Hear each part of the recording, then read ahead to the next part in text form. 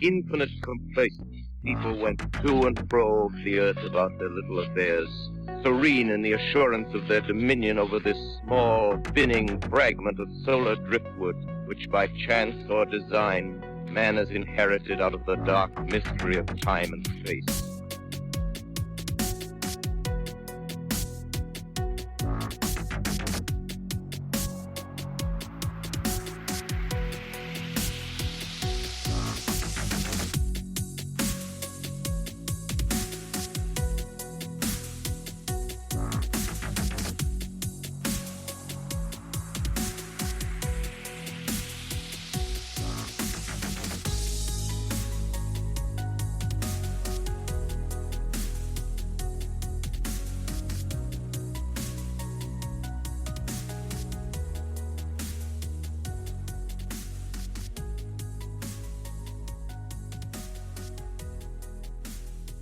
So on this episode of Into the Fray, I welcome Shawn Phillips on with me. He is the host and producer of the Firelight Vibes podcast. Shawn, welcome on the show. Hey, Shannon. Thanks for having me. So am I assuming that, like many of us, you have maybe a couple of your own experiences? That's probably why you're here. And is it also then why you started your own podcast? Yeah, I do. I have a few experiences, few different ones I'm sure we'll get into today.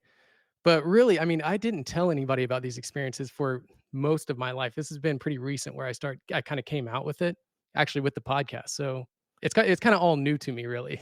I don't know if it's what it is about these kind of stories, but they're really personal in a way. It's like, I mean, you do have a fear of people like wondering what's going, like, is this person crazy or whatever like that. But it's also just for me, like my second experience, I have a hard time articulating the fear I felt. And it feels like I'm just kind of dampening what I experience whenever I try to retell a story. But I mean, I'm doing it now. I'm starting a podcast where I'm asking people to come on my podcast. So, I better be willing to do the same. That is true. That is very true about that. I've been in that same boat. And so you didn't talk about this most of your life. And when you did, was it cathartic for you to finally share that or speak it out loud for the first time? Yeah, absolutely. It was like I released the first episode of my podcast. We only have a few episodes up right now, but the first episode is me basically telling my story, which was all at once kind of terrifying because I mean, there was people in my family that didn't know the story. Like, I mean, everybody in my family knew it, like my brothers and sisters and mom and dad and all that. But my cousins and stuff, there was a lot of people that didn't know my story. And so kind of coming out of the closet in that way, like it was kind of terrifying just stepping out and being like, this happened to me. And I remember specifically thinking like, what's my wife's dad going to think? Cause he's a very, I respect him a lot. He's kind of a businessman and stuff like that. So this is something that like I was a little worried about, but after doing it, it felt so good. It was cathartic, like you said.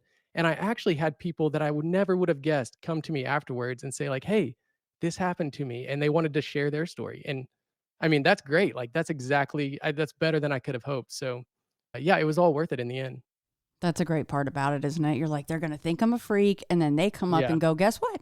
I'm in that club too. Because here's my story. Exactly. And it's people you would never expect. There was one of my friends growing up. He told my brother after he listened to the podcast, he's like, oh man, I saw Bigfoot one night. And we're like, Michael told me, and I'm like, what? He saw Bigfoot? I mean, you would never expect this guy to say something like that. And I thought he was just joking around, but I talked to him about it and he's like, no, I'm not joking. And he hadn't told anybody about this, but he said he was driving on a road that's near our town, pretty heavily forested. And he said, just like 200 feet up ahead of him, it crossed the road. And he's like, it was not anybody in a suit. And he had not told anybody about it, but something about me coming forward, I guess, kind of gave him the confidence to do the same. So now, are you going to get him on the show? Is he willing to come on and talk to you about that in detail? I asked him, he's being a little bit standoffish about it. He's like, it was just a quick sighting. It wouldn't make for a good show and all that stuff. But yeah, I'm trying to get him on. You'd be surprised once you get somebody on, even if it's a quick little fleeting sighting, a glance, even. Yeah. The detail that you can pull out of somebody can quickly turn into an hour-long conversation about the sighting and Bigfoot in general and other things, strange things in the area. Now, is it okay to say that you're in Oklahoma? Yeah. Yeah. So there's plenty of Bigfoot sightings in that area. Very, famous areas of Bigfoot sightings, and maybe even some quite grumpy ones out there for some reason. What the heck's that all chucking rocks about? at fishermen and stuff. Yeah. Yeah, they don't seem to be too nice around here. I do remember a long time ago seeing a documentary. I live near a town, Sapulpa, Oklahoma, and there was actually a documentary that they made, I think, like 10 years ago that was called, like, Bigfootville or something, but it was all about the sightings that kinda happened outside of that town in the forest outside the town, so, yeah, there's a lot near here. Bigfootville. Is that you're pretty sure that's I what don't it's called? I'd like to look that I up. don't know. I don't know. As I said that, I thought that's not right, so don't quote me on that, but it's, I can't remember what it was called, honestly. If I remember it, I'll tell you. Okay, It was yeah. something like Bigfootville or something. I like to check that out. All right. Well, without much more preamble, I suppose, and we'll, of course, close the show with you letting everyone know where to find you in the podcast. I don't want Oh, yeah, yeah, everyone yeah. to worry about that. You can look it up, of course, everyone, Firelight Vibes podcast while we are chatting, if you so choose. But without further ado, let's get into your experiences. Sure, yeah.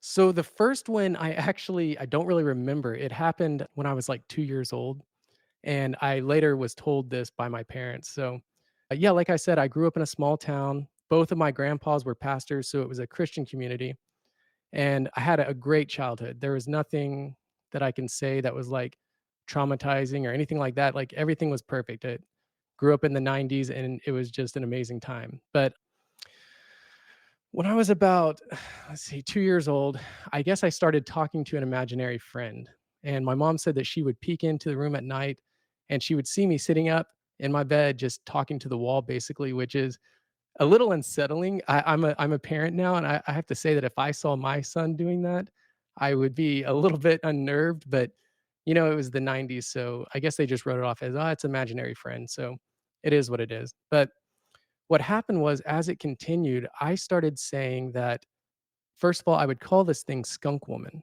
which is the weirdest name in the world, Skunk Woman, but I would refer to it as Skunk Woman, and I would tell my mom that Skunk Woman told me this and that, and it started to take a darker turn where I said that Skunk Woman was telling me that she's my real mom and that my mom was basically an imposter. And I believe Skunk Woman. Like, I was arguing with my mom saying like, "Nope, nope, nope, you're wrong, you're wrong."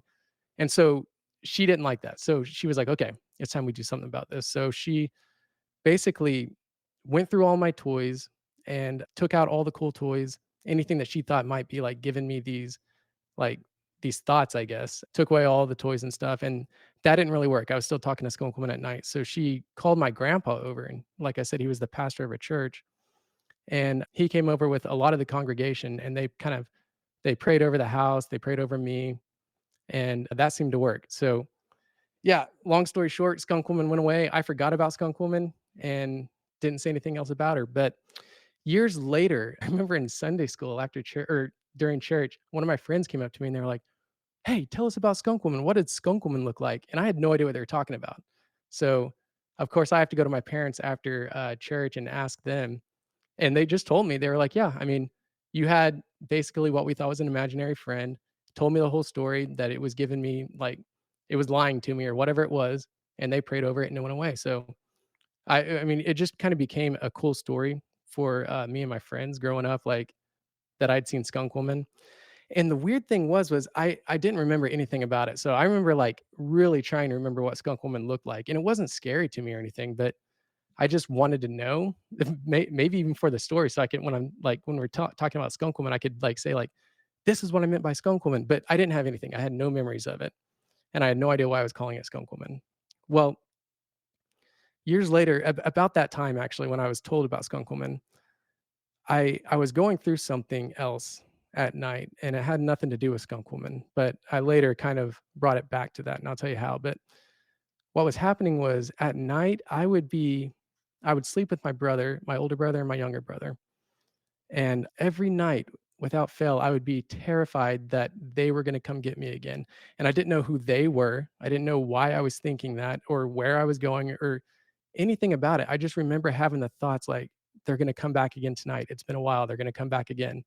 And it was just weird, but I would be terrified. I would sit there and try to fall asleep, but I'd be too scared to fall asleep. My brothers would fall asleep, and I'd lie awake, staring at the door and staring out the window, thinking like they're about to come in, and I'd eventually fall asleep.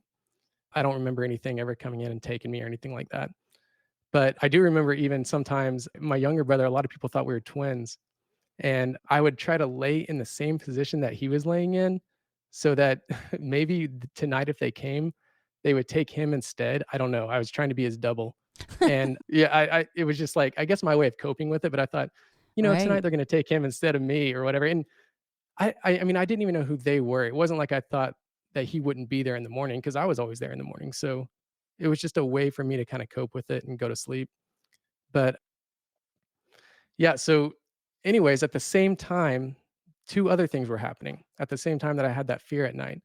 One was in the day during the day, I had this weird fascination with bugs and more specifically bugs that their eyes. I remember catching the little roly polies and grasshoppers and stuff and just looking at their eyes. I don't know what it was about it, but I wouldn't hurt them or anything. Like I've always been kind of like I don't want to hurt bugs or anything like that, but I would just look at their eyes and I'd be fascinated by it during the day and terrified by it at night. So at night, when night would come around, I'd be like asking my dad to check all the corners of the room underneath the bed for any I don't know why I thought there was gonna be a bug on me or something. But he would do that, and then, I'd go to sleep after being awake, being scared for a little bit. But at the same time, also, I started waking up and finding myself standing out in the front yard at night, just under a night sky, basically, and not knowing how I got there. Basically, I was sleepwalking, I guess. But more than once, I woke up just out in my front yard. And what's weird about that is I had to go through the living room, and the front door was right by my parents' bedroom. So I somehow went through, like, right by their bedroom, unlocked the door, got out the door, and we had a big metal screen door, like a big wooden door and then a metal screen door that made a lot of noise when you opened it. So I always wondered, like, how did I get out here? Like, how did I sneak past them to even get out here without them, like, waking me up and taking me back to bed or something? So that was always a little bit weird. And I'm not I mean, I think I in my mind, I probably was just sleepwalking and got past them. So I don't know. I'm just that might be important to the story. I don't know. It's just stuff that was happening at the same time, basically. But the last thing that also was happening at that time was every night we'd wake up, and this was I mean, like I said, I was like 5. So, and me and my brothers were all close to each other's age. So at this time in my life, all three of us, most nights, would end up in my parents' bed. And it was the worst thing in the world to wake up and realize that you're the last one in the bedroom and the other two have already made it to my parents' bed. So I I remember that really well, that waking up in that fear and that like, "Oh, no," and you gotta make the long run through the kitchen, through the living room, and to my parents' bedroom, and the whole time, of course, you're a kid, so you think there's a monster behind you, basically. And they had a little like a bench at the foot of their bed, and when I would run, I mean, I can't slow down to climb over that bench, so I would just Superman over the bench straight into the middle of their water bed and cause a big ruckus, basically, swish everybody around, and then, everybody kinda wakes up and moves over, and you get in your little comfy spot, and you're good for the night. So but what would happen was I would lay on my back every time I'd go to my parents' bed. It happened every single time. I would lay on my back, and I'd look up to their fan, and what I saw was something that it wasn't like I mean, there was a little bit of light in the room from the window and stuff, but what I saw was not like a optical illusion or something like from the shape of the fan or the light on the fan or anything like that. I would see like a glowing face looking at me, and it would be probably like 4 feet above my head while I'm laying there, and it would just sit there and stare at me, and the thing that what it looked like, the best way I can describe it is the face of a praying mantis. So I remember specifically the eyes, and I would just stare into its eyes. Just I think that's where my fascination with the bugs in the daylight came from. But I would just sit there and stare into its eyes until I fell asleep, and I wouldn't feel necessarily scared about it or anything. But it was just something that happened, and it happened every single time I went to my parents' bed at that time. Um, but what's important about that is years later, I heard my dad and my uncle talking about a story that happened when I was younger, and I remember the story because I was in the car with them, and basically it was that my uncle was driving the car, and it was at night, it was after church, I was in the back seat, and the car jerked, and we ran over something, and my uncle said, "Oh, we just hit a skunk," and I think it was my dad said, "Well, I hope that doesn't follow us home," and of course, he's talking about the smell of the skunk, and in my mind, I'm picturing a skeleton chasing after us and running up to my window and kind of trying to get in the window at me. So at that point, I thought skunk meant skeleton. And I hadn't thought about that until I heard my dad telling that story years later. And I thought, oh my gosh, I remember that. And I remember picturing, I thought that we had hit a skeleton when they said skunk. So young me thought that skunk meant skeleton, Mm, which is weird. So it's like instead of skunk woman, think skeleton woman. And what a skeleton was to me, what do you remember that 1930s Disney cartoon that had the skeletons dancing in the graveyard? absolutely. Yeah. So that's basically what a skeleton was to me. It was a gangly, skinny, tall thing with black eyes, basically. So, and my, I wonder, this is just me saying this later. Like, this is me trying to bring this full circle years later after kind of piecing all this together. But I wonder if what I was seeing was not a skunk woman or a skeleton woman, but was in fact a praying mantis woman, which is, in my mind, was a skeleton because it was a tall, round-headed, big black-eyed thing. And I don't know if that's the case, but that's I do specifically remember seeing that face look at me at night in my parents' bedroom, that praying mantis face. And I don't really remember when that stopped. It just kind of stopped over after a year or so of that happening. But so I don't know. And growing up, of course, I got more into all the paranormal and stuff like that. And I started hearing stories about people that would claim to be abducted by praying mantis beings. And I even heard a couple where they were saying like, "Oh, it was saying that it was my mom," and stuff like that, and that was weird. That, like, hit way too close to home for me. I was like, "Okay, this is really weird." So, I but to make something clear, I don't remember being abducted. I don't remember any of that stuff like that, and frankly, I don't want to remember any of that stuff. So, if it turns out that I was abducted or something like that, and the aliens erased my memory, well, thank you for doing that. I don't wanna go get regressed. I don't wanna know. So, that's kinda that story, and Well, are you gonna before you go on to the next one? Did you have anything to mhm. add to that one? I have a few questions for you. Oh, no, no, yeah, shoot. Go for Okay. it.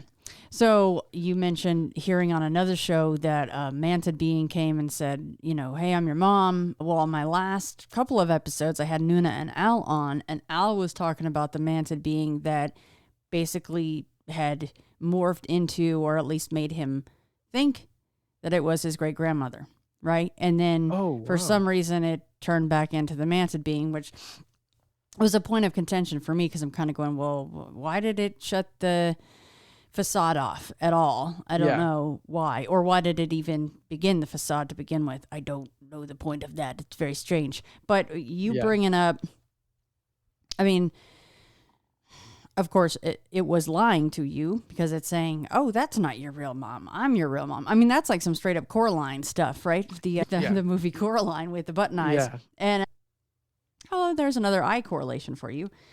So your brothers would get up and also eventually, and I get it, kids do this, kids get scared. It's just, I'm not saying, Mhm. assuming that things were going on with them, but were things going on with them? Because you would wake up and they would already be in your parents' bedroom like something had scared them. Yeah, I don't think so. My older brother, I don't think so. My younger brother, he we've talked about this a lot as adults even, and he thinks, I mean, he remembers every time I bring this up, he says, "That sounds familiar." Like, he kinda remembers having the same fear, but he doesn't really remember anything about it. He just he said it's kinda like he remembers having the fear of being taken too. Like, it jogged his memory, but he's like also, he's just kinda like, "It may be nothing, I don't know." But so, yeah, something may have been going on. Maybe I said something to him that I don't remember as a kid, so it sparked that fear in him, and he kinda remembers that now, but I don't know.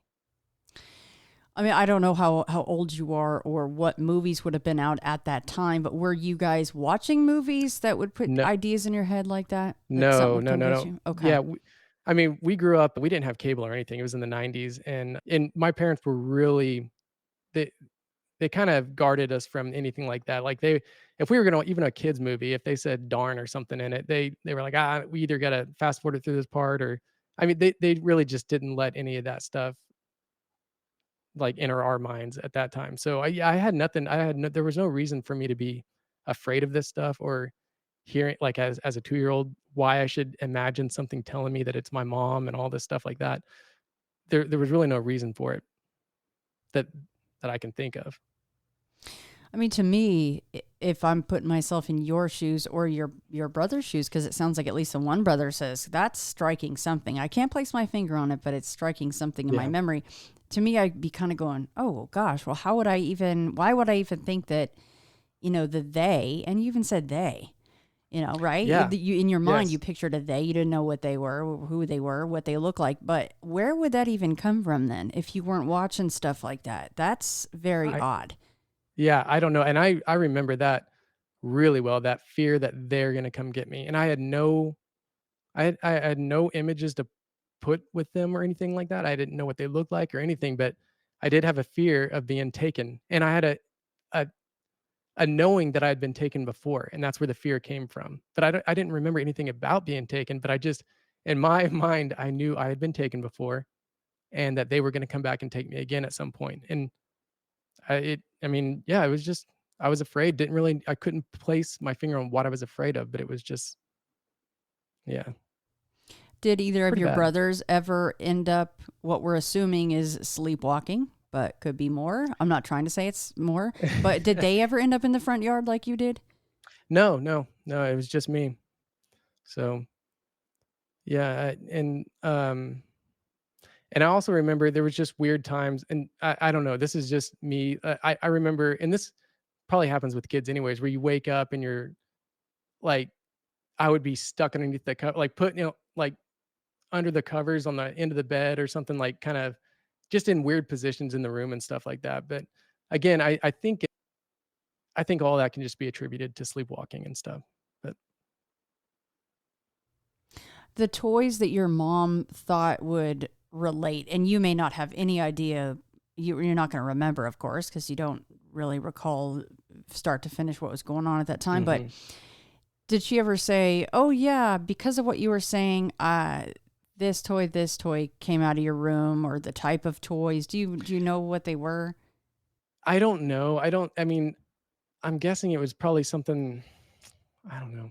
I don't think that we had at that time, I don't even know what my toys looked like, really. I mean, I know when I got a little bit older, I was into, like I had some Street Sharks and Ninja Turtle toys and stuff like Mm-hmm. that, but, at that point when I was 2, I can't imagine having anything that would I do remember my mom saying that there was a lady at church that put it in her mind where she had mentioned it, and she said, "Well, some of the toys are made to look like real demons," and stuff like that, and, it was back in the '90s, so that scared my mom enough to where she was like, "Okay, well, I'm gonna go through the toy box and take out anything that might be kind of putting these thoughts in his head."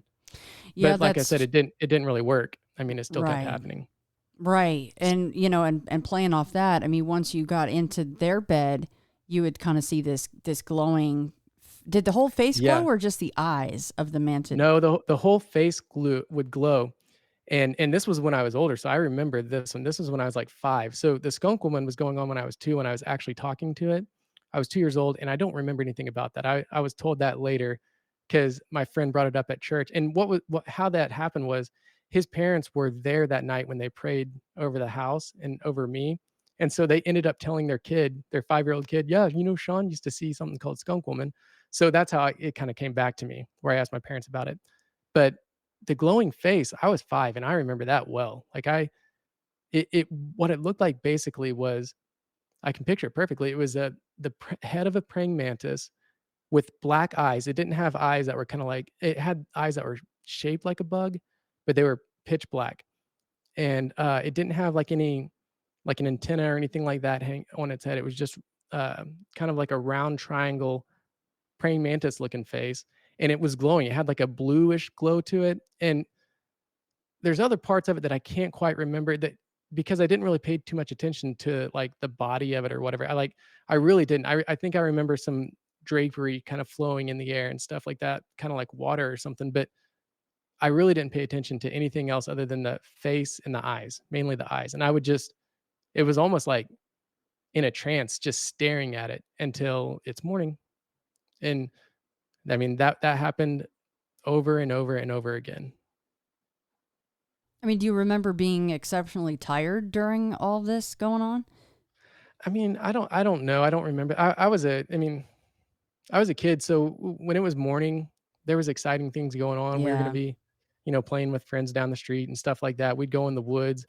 It was great. It was the 90s. We we had a lot, almost maybe too much freedom. So When you actually we played had a lot of outside. trouble to get into. Yeah, Yeah. exactly. Amen to those And days.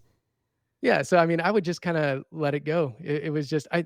What was weird is after doing this podcast, my wife was talking to my mom about it, and she brought up the praying mantis face, and my mom goes, "Oh yeah, I remember him bringing that up. That scared him so bad." Which is weird because I don't remember it scaring me. So at some point, I must have. It was probably the first few times that I saw it. I must have told my parents and was really scared by it. But after, from what I remember, it didn't really scare me. It was just I would be kind of in a trance looking at it, and then it would be morning.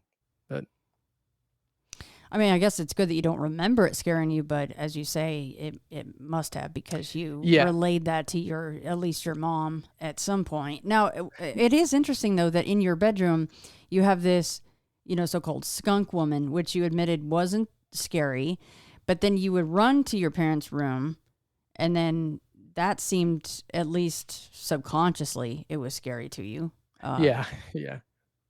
Yeah, and I don't know if that was just a part of being a kid, you Mm, run up the stairs and something's trying to get you, or you know, you're alone in a dark room and you're trying to get to your parents' room. Of course, there's something right behind you, but that was probably just my childlike fear. right. But that was a different fear from what I'm describing when I would be afraid of them coming to get me. That was like a dread. That was like just a dread that please don't let it be tonight. Don't let it happen again tonight. And again, I had no idea what I was thinking. Like what happened again tonight? I don't know. I don't know. But I had this weird fear going on that I was going to be taken again, and I'd been taken before by them. Don't know what they look like. Don't know anything about them. But it was. I mean, it was a real fear, and it. I mean, I'll never forget that. So I mean, my mind, because I've heard so many of these, and I just heard Nuna and Al in a 2-part episode speaking about a lot of the very same things. I hate to tell you, Shawn. that's crazy. I have not listened to that yet. Yeah, So if you have time, they're longer episodes and it's a 2-parter, but you would probably find a lot of it pretty fascinating. And I'm thinking of like Giorgio Tsoukalos with his hands up right now. I'm not saying it's aliens, but I mean, and no, and aliens. I'm not trying to Yeah, worry you, yeah. but there are some similarities here, like with you ending up in the front yard. And, Al was talking about, he would get frequent bloody noses at night, and then Yeah. lo and behold, he had a scan for something else. And there was something, up in that cavity. Oh Who man. knows? I mean, Yeah. who knows, right? But Right. and forgive the cliche question, but it seems like sometimes when I ask the cliche questions, someone's like, "Well, actually, yeah." So, have you ever found any, strange marks on your body, or has your brother ever said, "Oh, this is kind of weird. Look at that." No, not that I can think of. I don't necessarily remember any bloody noses or anything like that. And yeah, and it's like you said, it's really me kind of putting all these together after doing some research and hearing similar stories where you're like, whoa, wait a second. Like, that's why I go into like, wait, I woke up outside. I was sleepwalking. What I've always thought was sleepwalking. Right. I was seeing this praying mantis thing. I had a skunk woman thing visiting me when I was a kid saying it was my mom. Like, all of it was just really weird. And I mean, when I first started hearing that, it was kind of a lot to deal with. But I mean, also I don't know, it was kinda cool to kinda maybe have some answers because the whole skunk woman thing has always been just a big mystery to me and my brothers and all that, so it was kinda cool to be like, "Okay, wait, so this person saw the same thing, and they remember a lot more than I did," so you start speculating like, "Well, maybe this is what was going on," but like I said, I'm not saying I was abducted or anything, and if I was, I don't wanna remember it.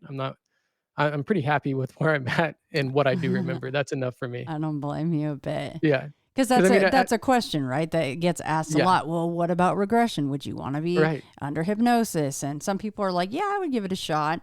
And you have to keep in mind that it's no different than maybe say a lie detector. You can't. Yeah, It's not 100% infallible, right, and you yeah. can't take that as gospel. But it's interesting at the least. And this is totally from my mind. Watching too many movies and hearing a lot, but also hearing a lot of people's encounters, because there Yeah. are such things as screen memories, right? Right. And Yeah. just let's go down the rabbit hole just a bit. And again, I'm not trying to like worry you. It's just where my mind goes as we're having these conversations. So when you're in your parents' bed and you say, oh, you pointed out, I'm laying on my back and I'm staring at the ceiling and there's this glowing face, of this manted being. And kind of my mind's like, well, what if that was some kind of a screen memory? And forgive me, Shawn, I'm like way going down the rabbit hole, but what if it's some kind of a memory and that's actually just a light, on, I don't know where, a light, and you're laying on something that you shouldn't be somewhere XXX, and they took you there, and your brain, because maybe you had already liked bugs at that point and they knew that, because in Al's case, they knew he liked mint chocolate chip ice cream. That was it was one of the things you'll hear him talk about. It was very strange.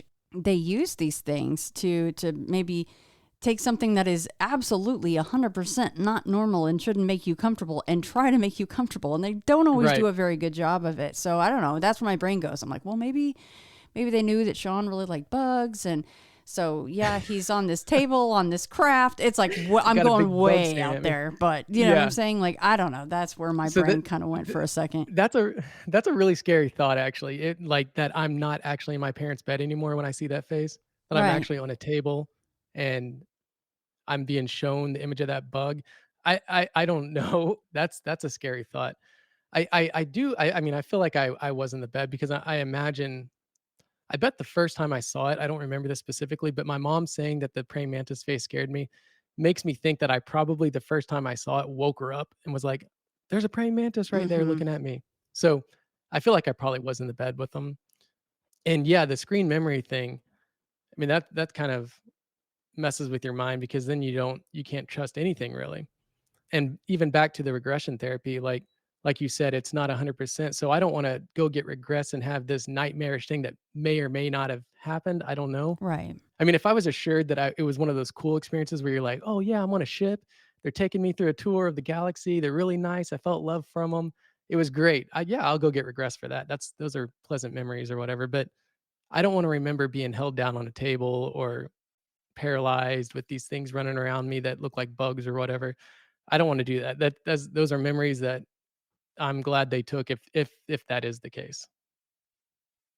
Yeah, and again, I'm sorry for going like really dark and deep with that one, but that's just where my brain went. Especially because like I said, I just talked to Nuna and Al, and there are some similarities. Yeah. So there was a lot of talk of screen memories and them actually being aboard crafts and things like this, and having this kind of the trifecta of tall whites, the grays, the classic gray aliens, and the mantis beings being present for some, if not all of these. In some of the memories, there was more than one of these beings in the same place at the same time, which I find fascinating.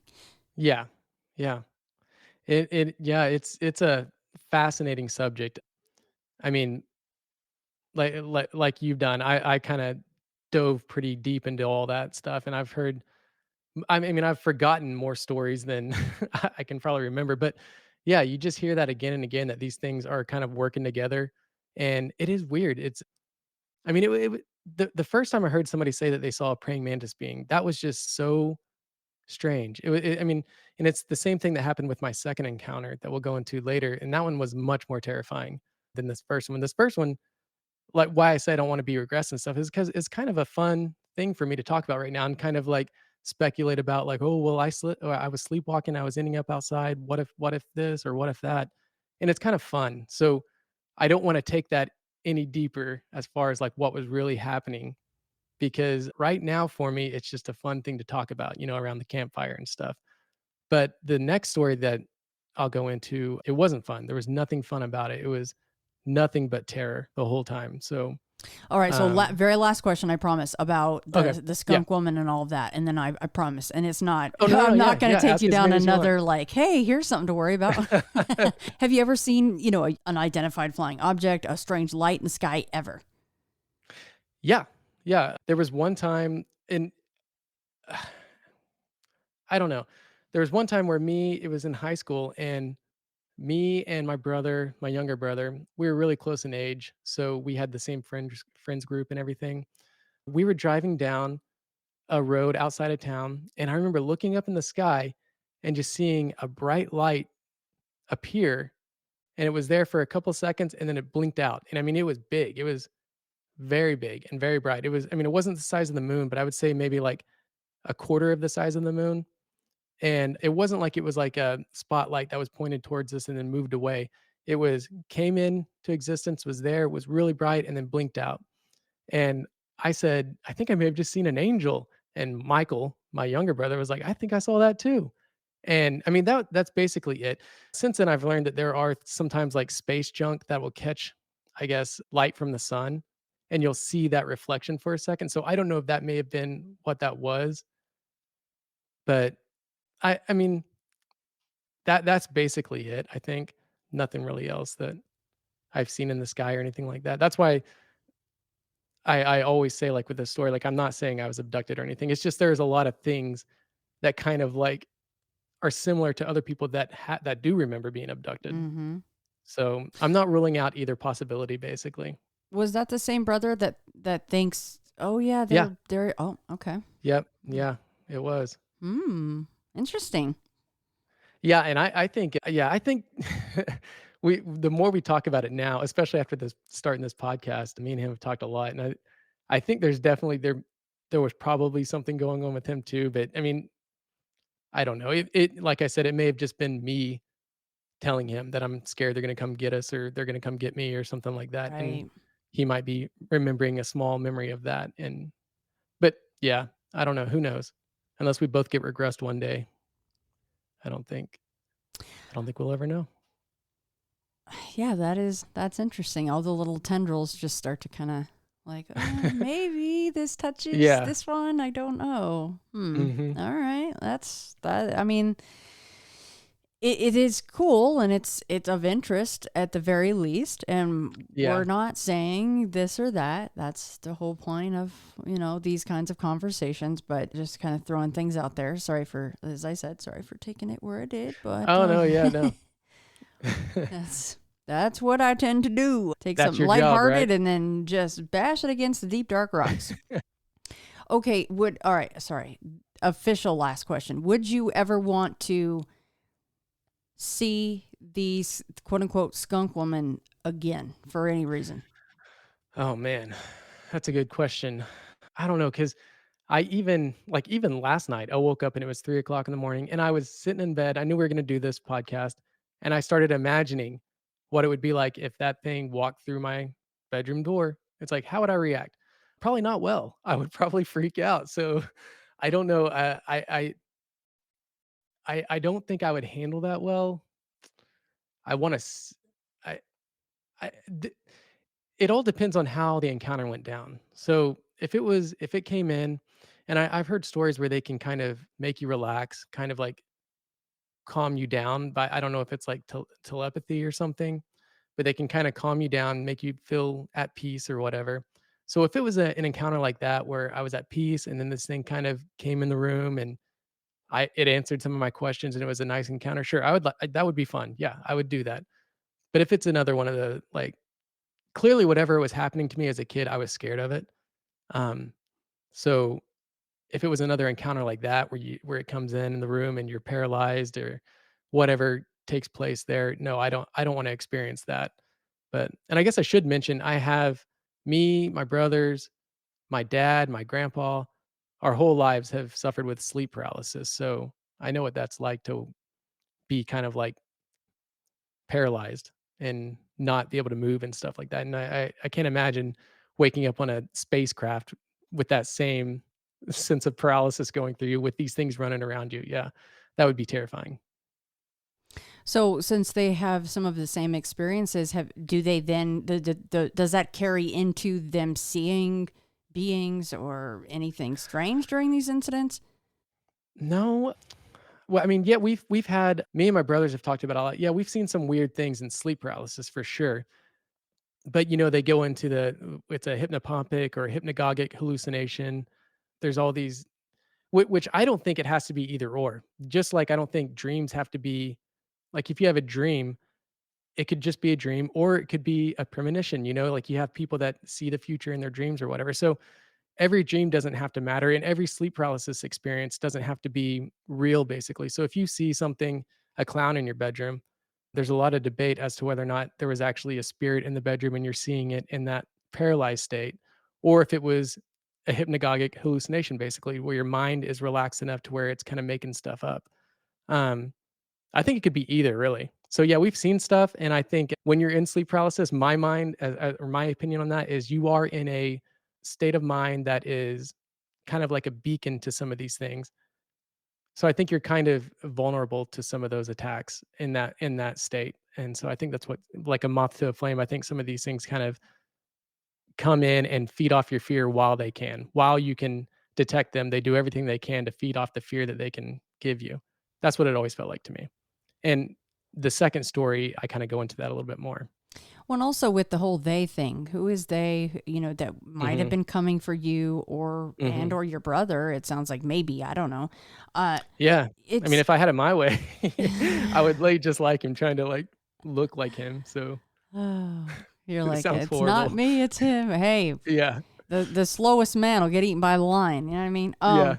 So because it's something that's of course come up, and it definitely came up with Nuna and Al, and I think it was Nuna that said it seems like each one of them aged out of the quote unquote program with the Mhm. aliens. And I do find that interesting because, and you've already said it, at some point it just seemed to kind of go away, and it Yeah, sounded like it did yeah. help when there was some prayer involved. But Mhm, it makes me wonder, do they know that as a young person, when you're screaming about whatever it is in your bedroom, that you'll be, more easily dismissed by your parents as, oh, like in the beginning, you said imaginary friend, how cute. mhm, It turned into maybe enough worry that she was removing things from the room to try to combat that.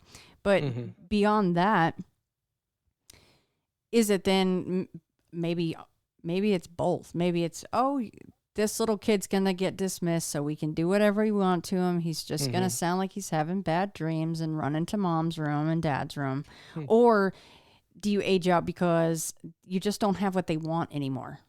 You know, I don't Yeah. I don't know. Yeah, and it could be both, it could be that there's a vulnerable kid that, yeah, might be dismissed easily, so you do what you can with them until they're at a certain age, and then you kinda stop it. With me, I always kinda felt like I always wondered with Skunk Woman specifically, with the when the prayer happened, I wonder if it was, um I mean, obviously, I think the prayer had something to do with it, but if these were beings that were coming into my room at night, I wonder if they could see that and be like, "Okay, we gotta back off because this is, like, causing too much stress to this family. We're bringing way too much attention to ourselves here.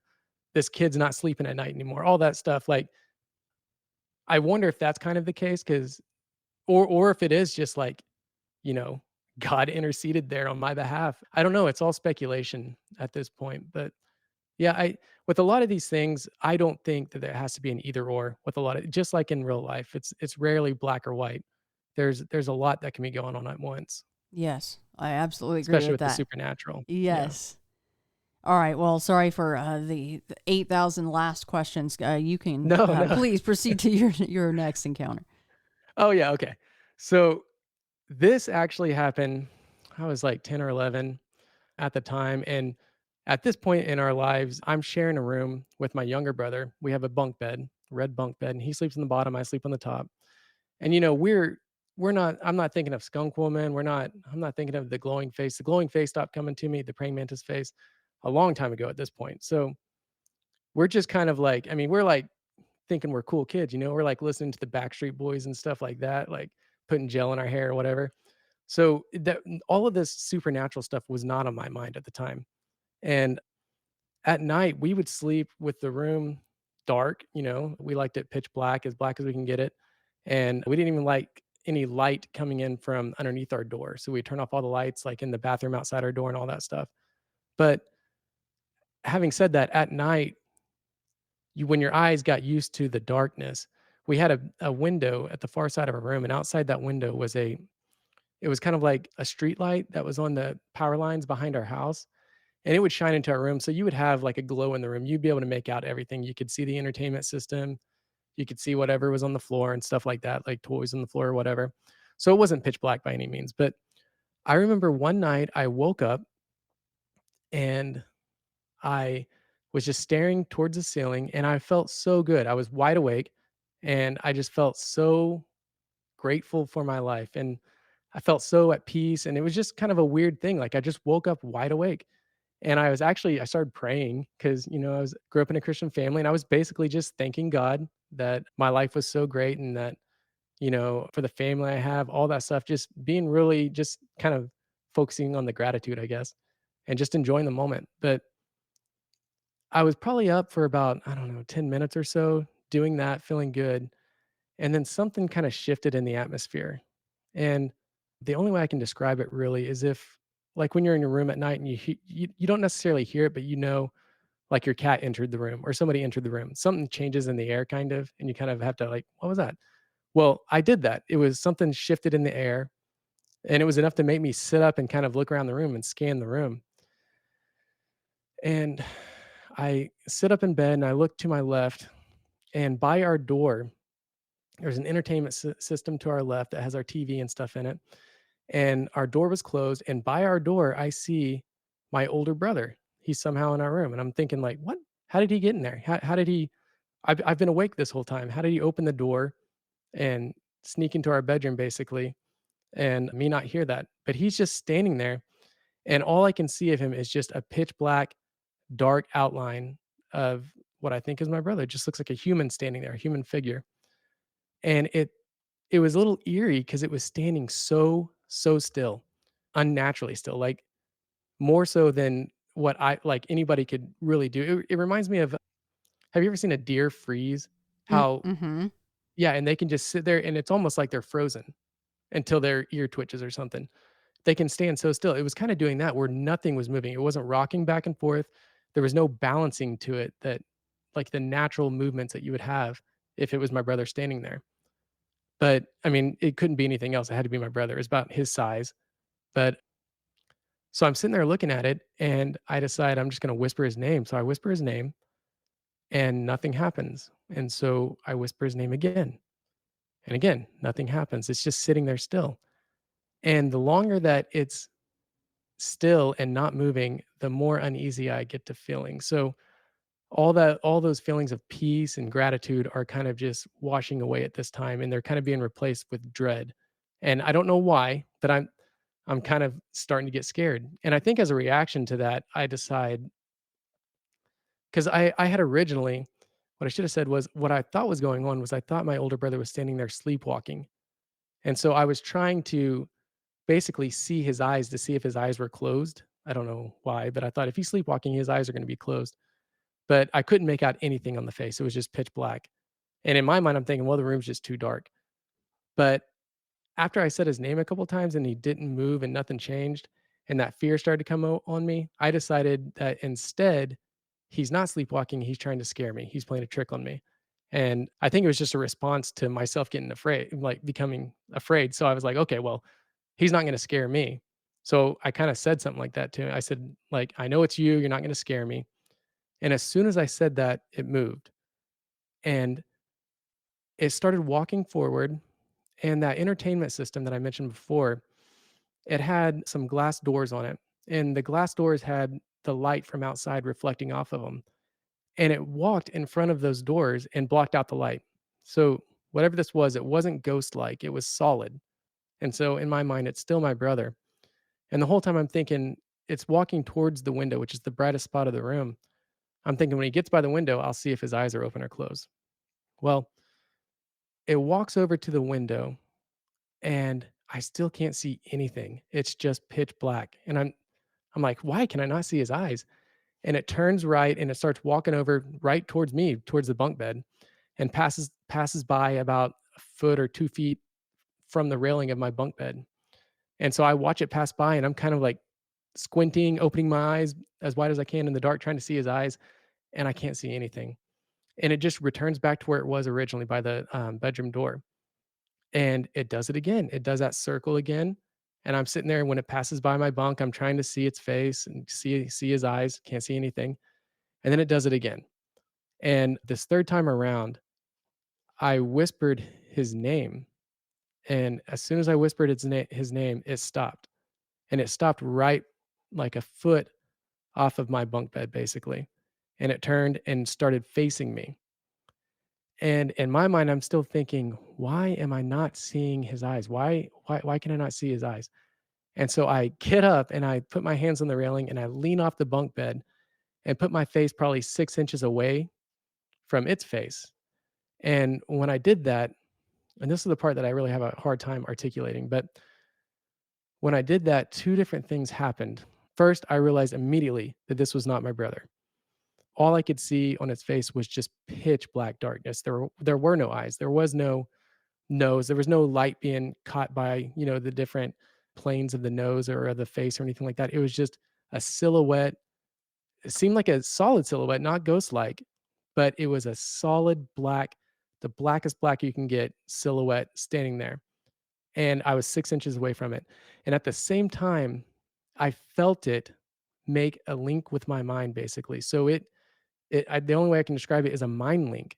It was in my mind, and all at once, I knew how it felt and what it was thinking, more specifically about me, and what I got was just an overwhelming sense of just evil and just malice, basically. Just it hated me, and I felt that, and it was hitting me kind of in waves of just deep hatred and deep dread, and it was just like being dunked in the coldest water ever. It was such an awful feeling, horrible feeling, and I jumped away from this thing, basically, put my back against the wall and my feet against the railing of the bed, and tried to put as much distance basically as I could. But once that link was made, it wasn't I could be as far away from it as I could make myself, and that link was still there. It was still in my head, hitting me with these waves of just dread and terror and just unnatural.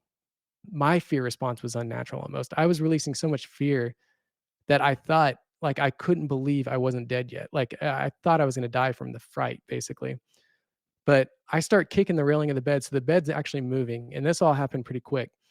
But I started screaming. I actually screamed, "Oh shoot," because I didn't cuss, you know.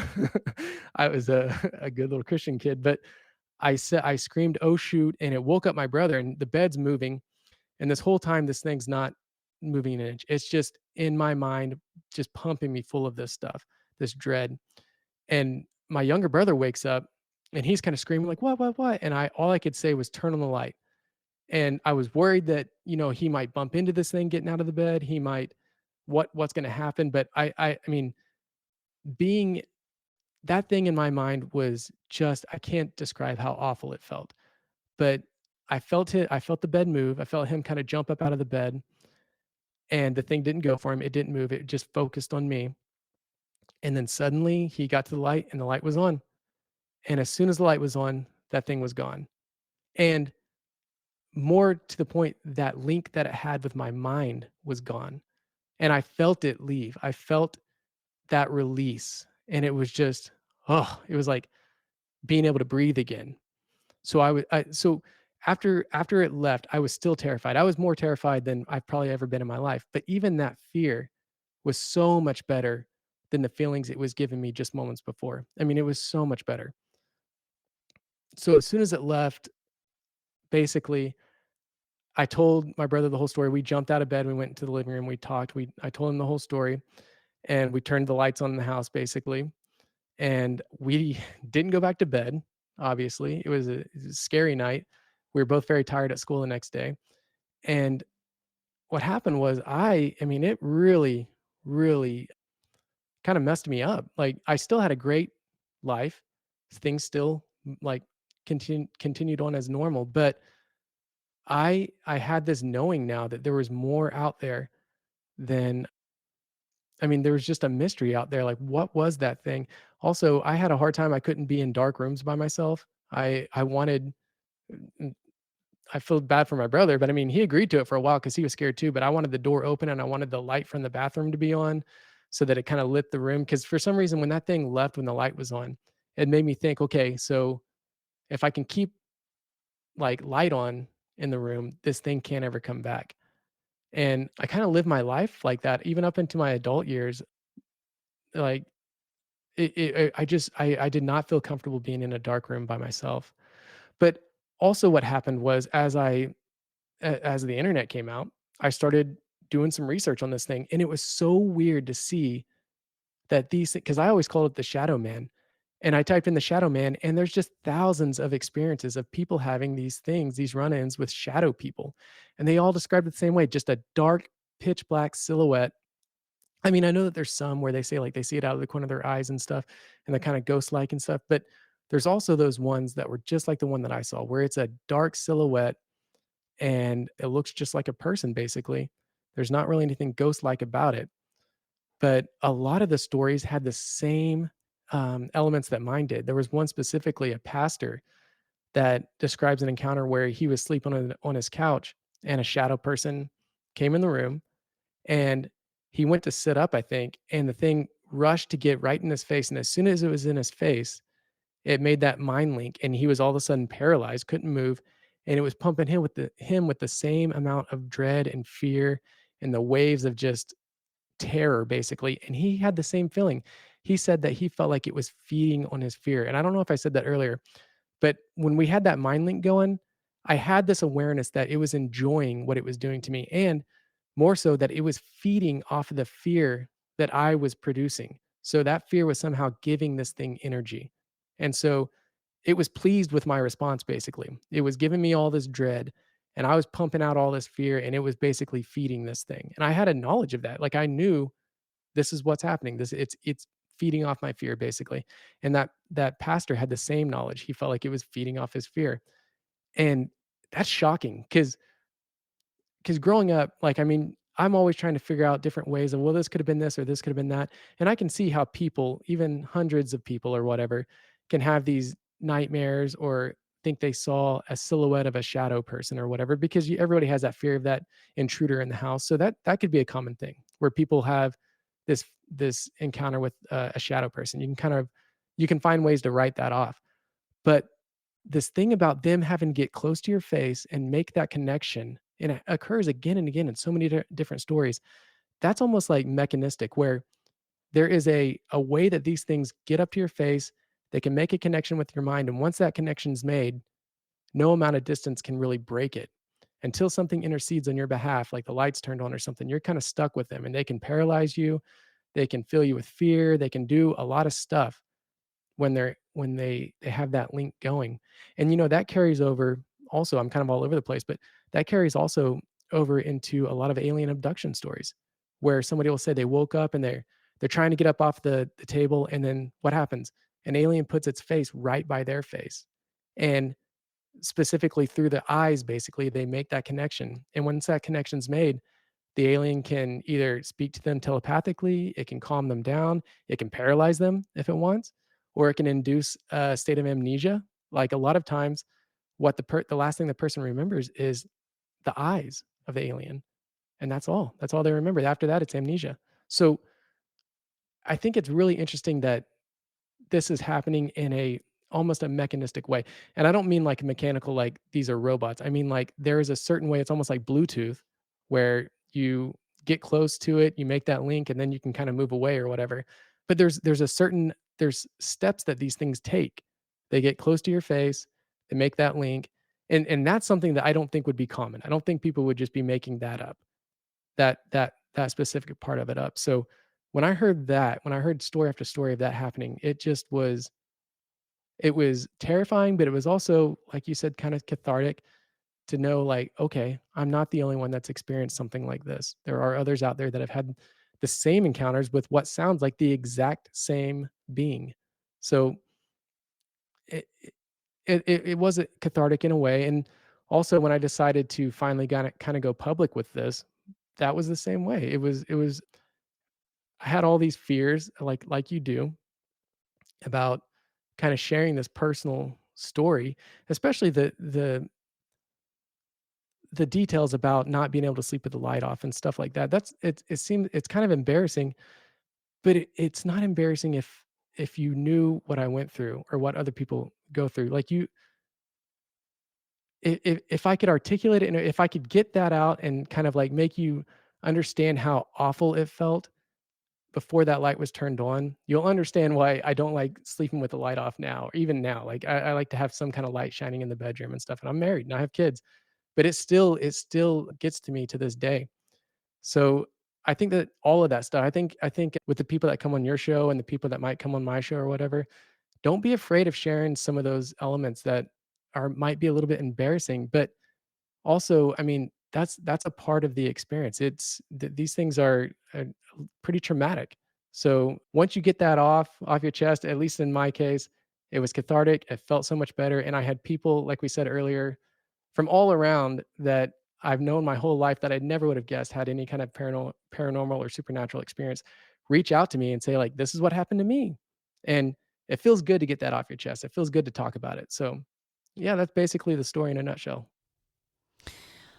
What you said about the embarrassing aspects of some of these encounters, Yeah. I find that what someone might think, oh, this is an embarrassing part of my story, is usually the most relatable to other people. Is a very Yeah. Yeah. relatable human aspect to it, and that might be. And I've said this many times. I just said it the last episode. I think that any piece of the puzzle that we can get is, if you think it's a tiny little piece, like you said, like sleeping with the light on, or the feeling that you felt, or if somebody to this day has to sleep in a completely bright room or whatever it might be, Yeah. those are some of the most Yep. important things that we can put out there, because it really might resonate with somebody. Okay.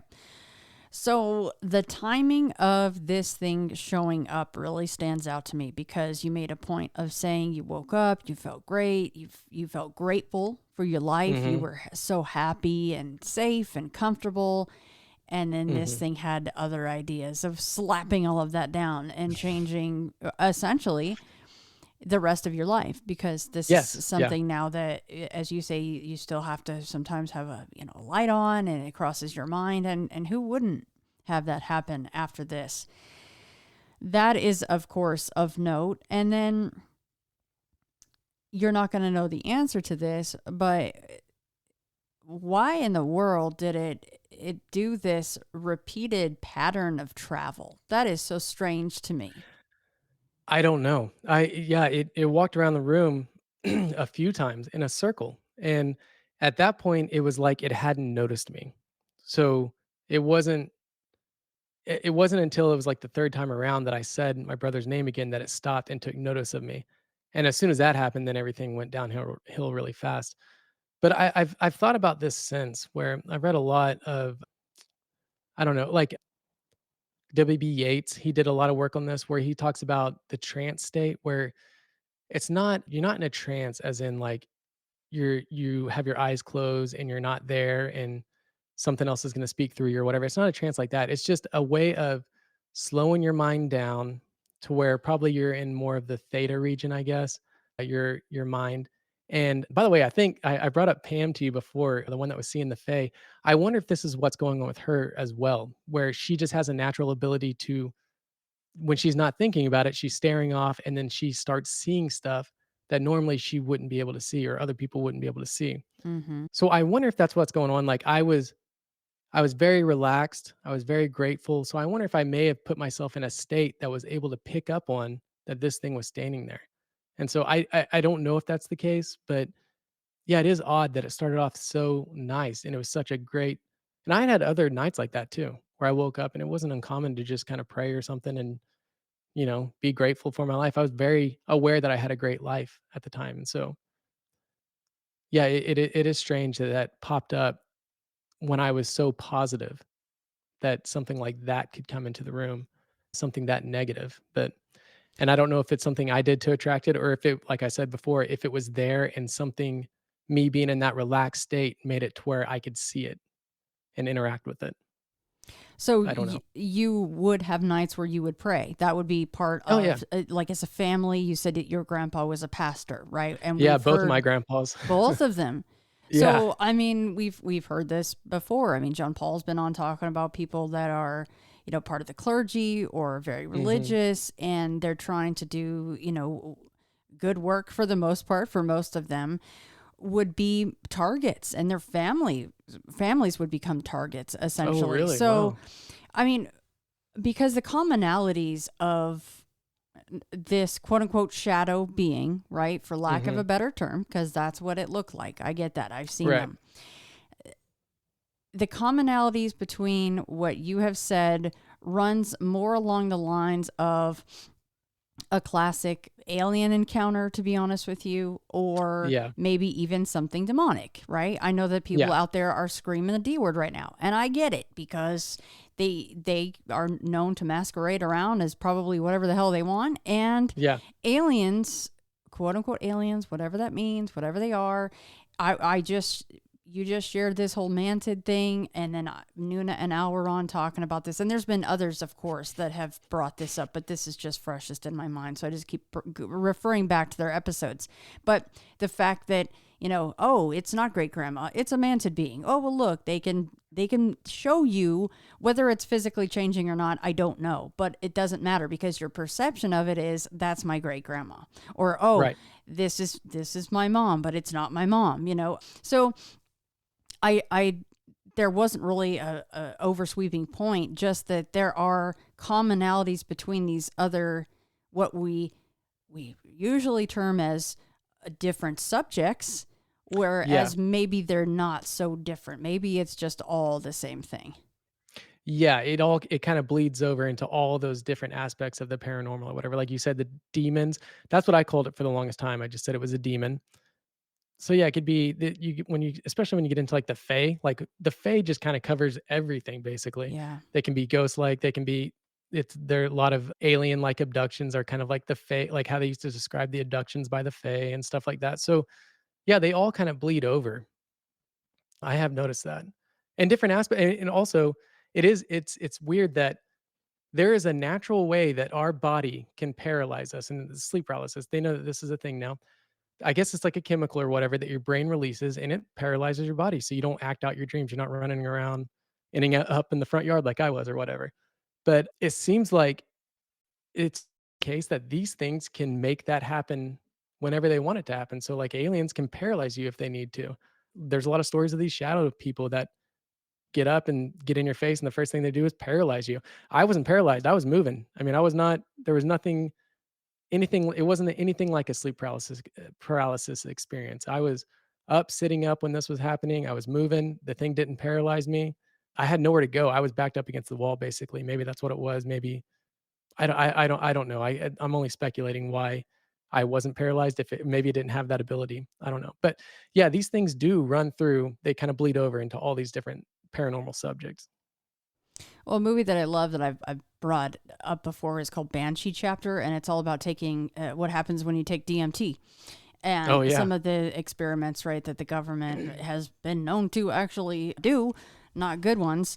That's Yep. very interesting what you said about, when you're in this state of just utter elation and happiness and comfort, and Mhm. it like it almost would elevate your consciousness level somehow. And then I would want to piggyback onto that from what I just mentioned about, when people take DMT, they say that you essentially turn into a receiver, right? And then Mhm. to Right. add to that, I'm just like kind of going, well, not only that, but your family's religious, both grandpas, pastors. And then did you also have a target on your back on top of turning yourself into a receiver? And that's such a sad thing to say. Like, oh, don't be too happy or you're going to see something horrible and be terrified for the Right. rest of your life, right? Like it's going to stick with you. That sounds really bad, but that's Yeah. just kind of how my mind's turning with this thing.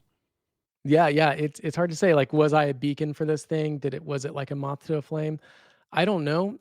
I have the sense that it may have just been I calmed my mind down just by praying and stuff, and I happened upon this thing, and I interacted with it. I don't know, maybe some people would have rolled over and went to sleep when they saw it. I didn't. I sat up and I interacted with it to the enough to where it actually noticed me. So, I know, like, in your story, you said that they didn't notice you, and so I always Yeah. wonder, like, what would have happened had they noticed you? And What would you I've admitted that's exactly right. And I've admitted if they had interacted with me in probably any way, shape, or form, even a turn of the head from any of Mhm. them, probably would have been a very different experience for me.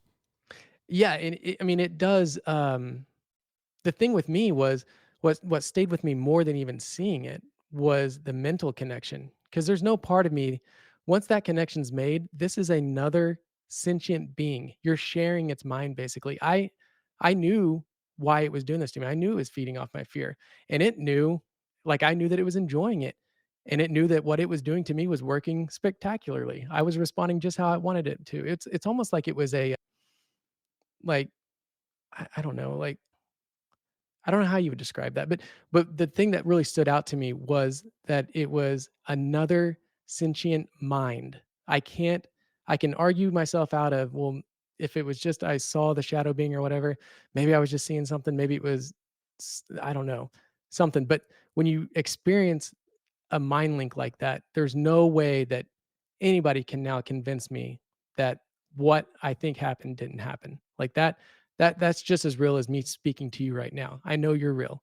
And it's even more so because you're sharing a link with them. So and it's almost what I was going to say earlier, it almost seems like I know Thomas Campbell, the physicist, he describes this because he talks about getting out of your body a lot, but he calls them, I think he calls them rats, where it's kind of the same description where he said these things will come in and they're basically parasites. They feed off your fear.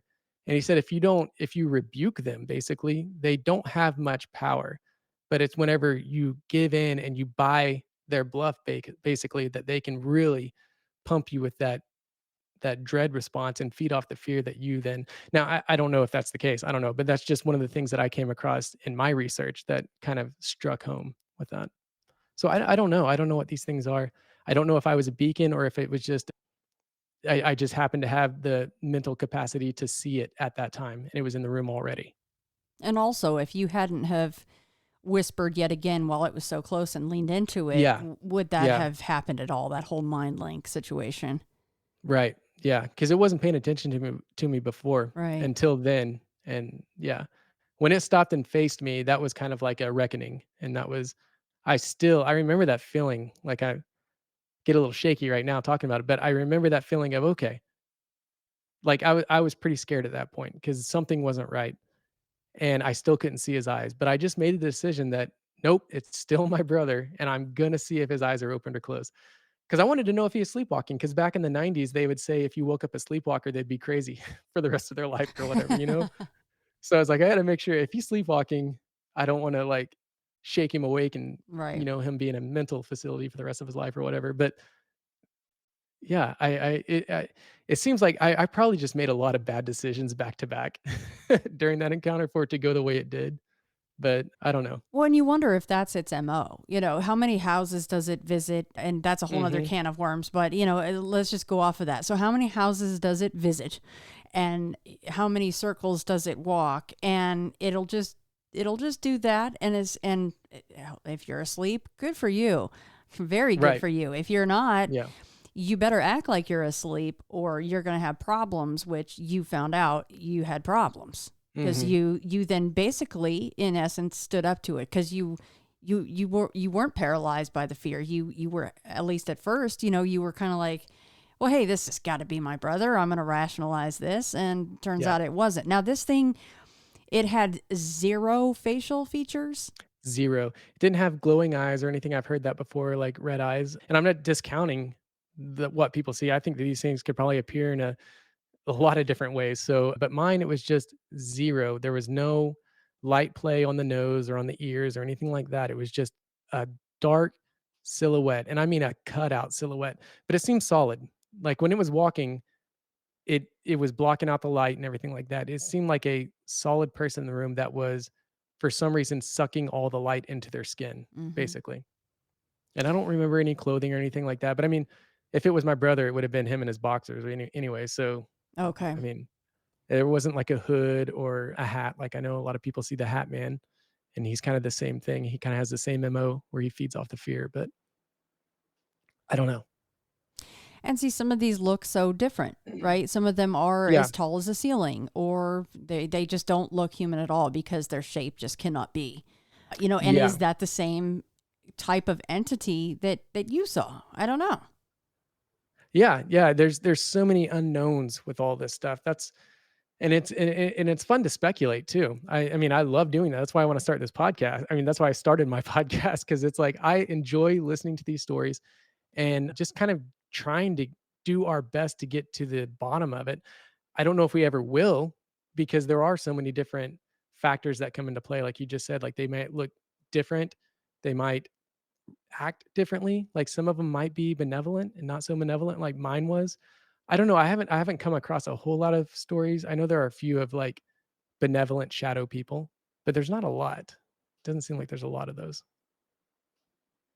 Wouldn't it be crazy if it was just all aliens or all demons and they're just Right. laughing because all of these thousands of just take the paranormal podcast alone, all of us with all of our speculation, and they're just cracking up. They're like, it's Yeah. us, you little sillies. Like, it's all us. Well, I don't remember where I heard this from, but I mean, this was this is one of the first stories I came across, but it was an alien abductee. And she said that she was on the table and she was paralyzed. And she said that the aliens were all around her. And behind the aliens was a shadow person. And she got the feeling that the aliens were unaware of the shadow person being in the room. Oh, So, creepy. yeah. So, I mean, that story always stuck with me. I don't remember even where I heard that or where I read it. It was just one of the many forms that I've found myself in reading all these stories and stuff. But that would be weird if these things are kind of even like a dimension beyond the aliens or whatever, to where they can be in the room and the aliens not pick up on it. I don't know. Oh, yeah, that's a level of a darkness, no pun intended, that would Right. really mean a lot. Like, talk about, pulling strings and being puppeteers Yeah. and just Yeah. being wherever the Exactly. heck they want, whenever they want to be there. Yeah. Yeah. It seems like they're wherever, if you are in the mind state to see them and to experience them, they will be there. That's why I say they're kind of like moths to the flame. Like even that lady in her abduction scenario, she's probably putting off a lot of fear. They probably had her mind sedated in such a way that she could also pick up that shadow person, and that shadow person is probably sitting there feeding off the fear that's coming from the abduction or whatever. I don't know. I mean, like I said, I'm just speculating here, but I mean, if these things are really just basically whatever, like Tom said, just rats that feed off your fear, that run around feeding off fear, why wouldn't they show up in an abduction scenario just to kind of have a snack on your fear, you know? So beyond, of course, remembering this experience and then Hmm. needing, I would assume, some kind of a light most of the time that you're trying to go to sleep, who would blame you? Do you feel Right. like there's, I think influence is too strong of a word. Like, do you feel that, let me reword, do you ever maybe worry or have a thought that it'll come back, it'll show interest in your children, or that it's Yeah. always just like right there? Yeah. And actually, yeah, I do. I do. And I've also heard stories where they appear in the daylight. So, I mean, I don't know how much, like, why it worked for me turning on the light or whatever, but it seems that some of them can appear in the daylight too. So, but I've actually haven't told many people this, but I guess I'm going to tell everyone this now. My younger son, one night, he had come to our bed and I woke up to him shaking in the bed with me. And I was like, "What's going on? What's wrong? What's wrong?" And he said, "I'm scared." And I was like, "There's nothing to be scared of, bud." And he said, "No, I'm scared of your shadow."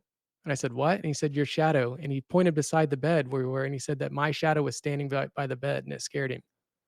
And of course, I didn't tell him. He has no idea what I experienced as a kid or anything. And he's just like, he was like 4 or 5 at the time when this happened. So I told my wife that the next day and she was like, "That better not start happening." Like, that better not be a thing. But yeah, I mean, so yeah, I still have this fear of it like showing up in my kid's life, showing back up in my life. I think I would be a little bit more prepared to deal with it, hopefully now. I have read enough to where it seems like you can kind of rebuke these things or whatever.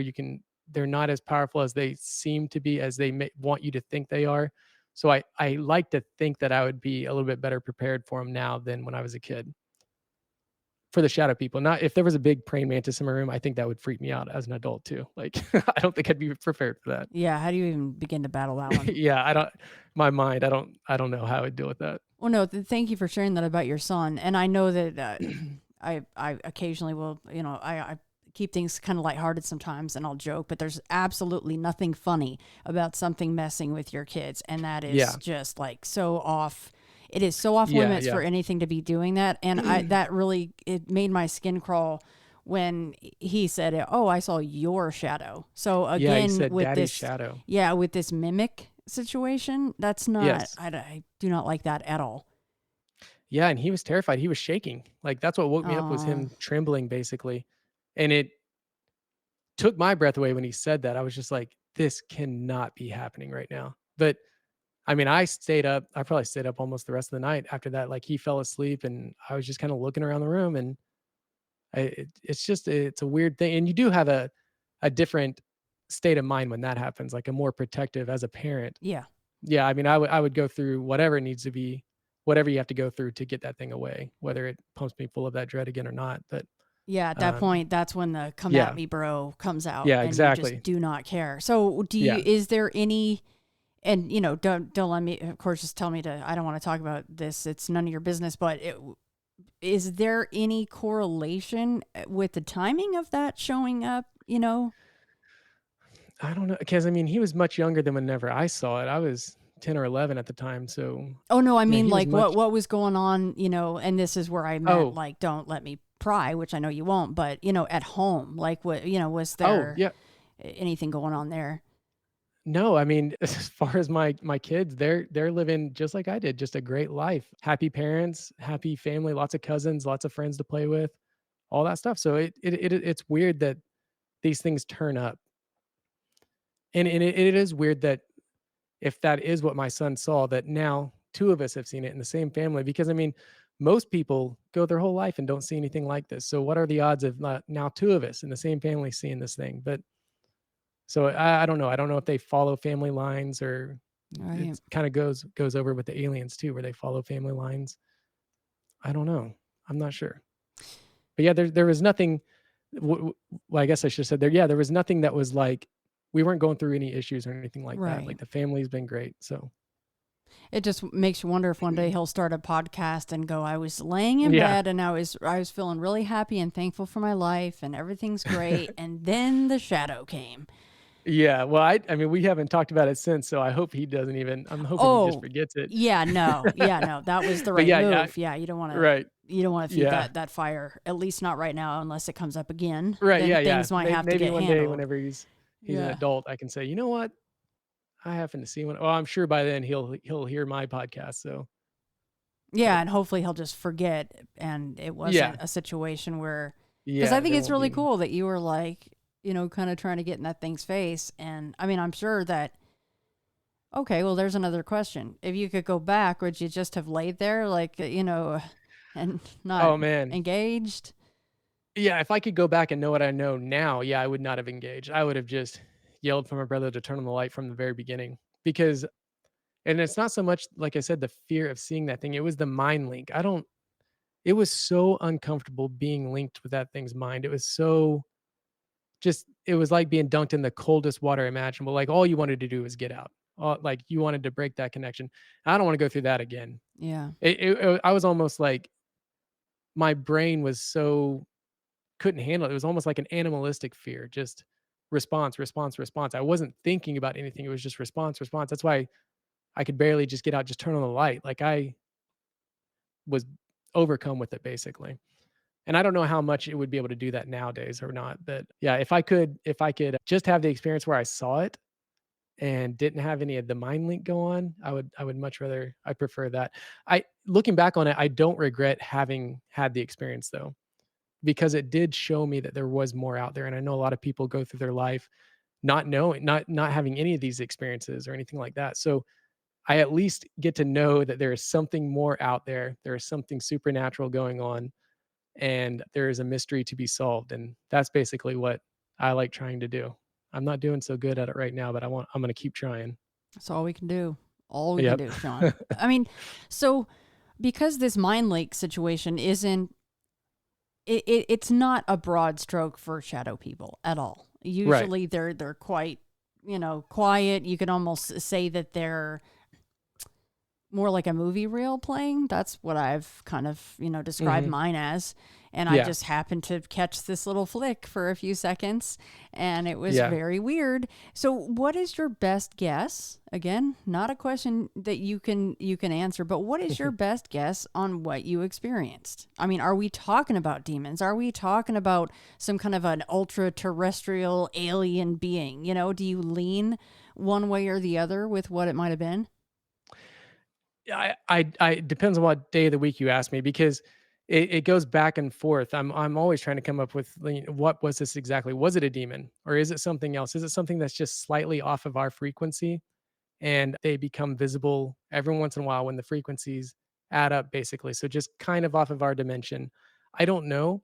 There was another guy that I heard talking about the shadow people, and he talked about how because they seem physical when you see them. A lot of times they seem like they're just like they are there physically. They're just so black you can't explain it. And he talked about if they were a color. I'm not going to get this right, but he said if they were basically a color that couldn't exist in our dimension, it wouldn't be white or anything. It would be basically a color that couldn't reflect our light. It would be pitch black. So that's all it would be. It would just be so it could be you could have a solid thing there that is just slightly off to where whatever its makeup is, it's not absorbing our light from our dimension. And so all you see is that blackness. And I don't know if that's what's going on. I don't know.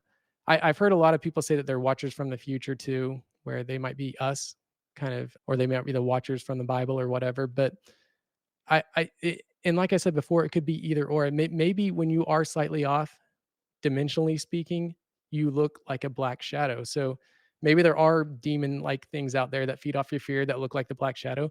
Maybe there are people from the future that come and they watch you and they look like a black shadow because they're in that same slightly off frequency. Like I said before, I don't think it has to be either or. To some extent. And I know that your brother didn't see this shadow person being, whatever the heck it is, but Hmm. most of these are shared experiences with him on some level. Yeah, yeah, he's there. He's there a lot. Yeah, and I mean, growing up, we got into I did. If we have enough time at the end of this, just because this just brought this up, but we got into Robert Monroe. Have you heard of Robert Monroe? I don't recall hearing that name. He ran the Monroe Institute, which I think they're still a thing, but he wrote like Journeys Out of the Body and stuff like that. He basically got really good at he started having spontaneous out of body experiences when he was like early 50s or something.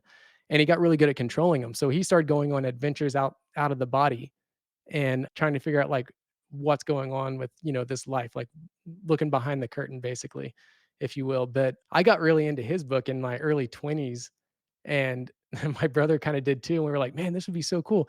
Maybe this could answer some of the questions that we have if we could just get out of our body. So we started doing that, and yeah, we had some crazy experiences where because you have to in order to do it, part of their process is you have to self induce sleep paralysis.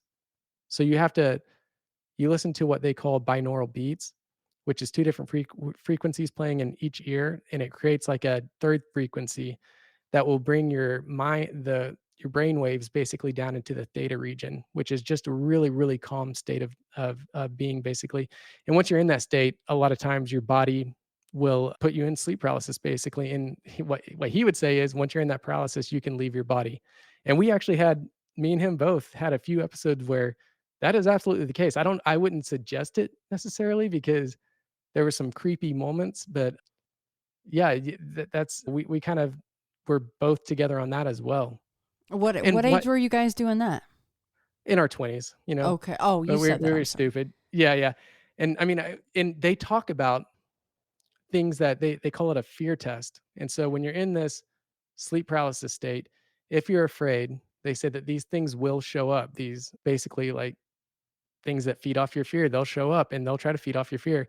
But he talks about how you just kind of ignore them and get out of your body and they'll stop doing it. And so we were like, okay, so we're gonna do this. We're gonna induce sleep paralysis. We're not gonna be afraid of the things, and we're gonna get out of our body, which worked. I mean, I have a few stories where I got out of my body, and it's crazy. I mean, it worked. It's not a dream. It's not a hallucination or anything. You can look around the room. I saw what was on the TV. I had a dog freaking out at me, and when I got shot back into my body, that dog was freaking out on the floor like it had seen me. But why I say that is they specifically mention these things that feed off of your fear. Yeah, but they bring up the same thing where it's like it could be shadow people or whatever, so it all kinda ties together. And the reason why I said I wanna bring up Robert Monroe is because he, in one of his out of body experiences, ran into a being that sounds a lot like Robert from your episode. Really? Yeah. So and it's crazy. I can actually I think I had that. Let me see. I had that plan. I was gonna talk to you off the air about that actually, but because it sounds like he's literally talking to Robert basically, and he asks him a lot of questions. Oh, I'll have to listen to that. That's pretty cool. So what Yeah. you're talking about is essentially astral Yeah, travel, yeah, right? it's astral travel. Yeah. So and if is there does Robert ever say Robert Monroe, not my Robert. Does Mhm. Robert Monroe ever is there a way to prove that someone has astral traveled? Like if you were actually interacting like you said with a dog, like a dog was Mhm. freaking out on you, can you Yeah. go down and take the collar off the dog and take that back with you somehow, to your body that's sleeping? Right. Yeah, and he did that where he apparently he had some he was kind of a scientific mind, so he would have experiments where he would try to pinch people. Um, and he also said that it is weird because when you get into that realm, it's like being in this realm, but also things could be different. You have, I mean, you're as you are now, to where it's not like dreamlike or anything like that, but there might be a strange door in a tree that's not there in our realm. So there's things that are kind of off. I think he went down and he saw his neighbor one time and thought that he was playing with some large cards and thought, why is he playing with large cards? And then he realized he went over there and knocked on his door as soon as he got back in his body, and his neighbor was going through his mail. So he had all the envelopes that he was kind of shuffling around, going through his mail. So Mm. it is like I think that while you're there, you can things can happen that it's not so things can shift and move in So it's ways like a that they don't. little like Alice in Wonderland. Like Yes, yeah, the yeah. It's a little yeah. odd. Yeah, Huh. yeah. And with me, all I did was I was basically in sleep paralysis and I thought, okay, I want to see. And suddenly I could see, even though my eyes were closed, I could see the room fine. And I realized I'm beside the bed. I'm floating. I'm not in my body anymore. And I look down past my feet where my feet would be, and I see the TV on and I see our dog, and she's looking right at me and she's freaking out. She's kind of like hiding behind the bed and looking back at me. And then I look over and I see my arm beside me on the bed, and I can see it's my arm. And something about that shocked me. And as soon as I saw that, I was like, and got sucked right back into my body. But it was, I mean, I can't imagine being able to control that, and I actually stopped doing it. I talked to my grandpa, the pastor, told him what I was doing. He was like, "Well, you know, you might be able to get some answers, but also you might be walking into a dark cave. None of us really know what that's like, what's out there. So you might be careful with that." And I was like, "Yeah, I might just stop doing this." Yeah, because don't they say that if you go too far that there's some kind of an umbilicus and if it breaks and you go too far that you can't find your body again? Yeah, that's what some people say. I think Robert Monroe would say that that's not the case. That you can always find yourself back in your body. But I don't know. I don't want to take the chance on that for sure. I'd be worried of like running into the skunk woman or the jerky shadow man that Yeah, you did at 12, like yeah. if you're in that space, why couldn't they find you there too? Yeah. Well, there was one incident where I actually I was and I'd kind of like I would do it during the day in a bright room so that if it did come, I would be a little bit more prepared to kind of deal with it if it was the shadow person. I was really scared about that actually. But there was one experience where I it started happening once you start messing with this stuff, you start falling into sleep paralysis more often. And so it was kind of happening even like to me and my brother when we weren't trying to do it anymore. You just wake up and be in sleep paralysis or whatever. So I read that if you stop sleeping on your back and you sleep on your slide or your side, it'll happen less. So one day I was doing that and I got on my side and I like started to fall asleep. And it's have you ever been in sleep paralysis? No, I don't Okay. believe that I have. Well, all it is basically like well, for me, it's when you're not asleep, you're just kind of laying there, and then suddenly it's like something it's not a sound, but it's almost like a hum. Like I always and I pick up on I know that the hum's there usually whenever it goes away. When I get out of sleep paralysis, you're like, "Oh, there was a hum that whole time. I didn't realize it was on." But you notice it fade away when you get out of it. But with me, I was on my side and I noticed that hum and I was like, "Oh no." And I tried to move and I was paralyzed. I was like, "Dang it. I'm in sleep paralysis." And I felt the bed move and I was like, "Oh, great." And I was thinking, "Okay, I'm on my side, so whatever this is, it's not gonna like something about like I don't want to be on my back. At least I'm not on my back." And because you always have that fear, people say that they have like an old lady on them choking them or whatever, the old hag choking them and stuff. But what it was I had my eyes open and I could see around the room, and I felt something climb on top of me on my side and basically straddle me, and I could kind of make it out in my peripheral. And it looked like just white and kind of some gray or something. And I was like, "What is that?" And I was trying to stay calm because at this time I was like, "Okay, you can't let them scare you. This it is what it is." And it leaned down into where I could see it, and it was just this white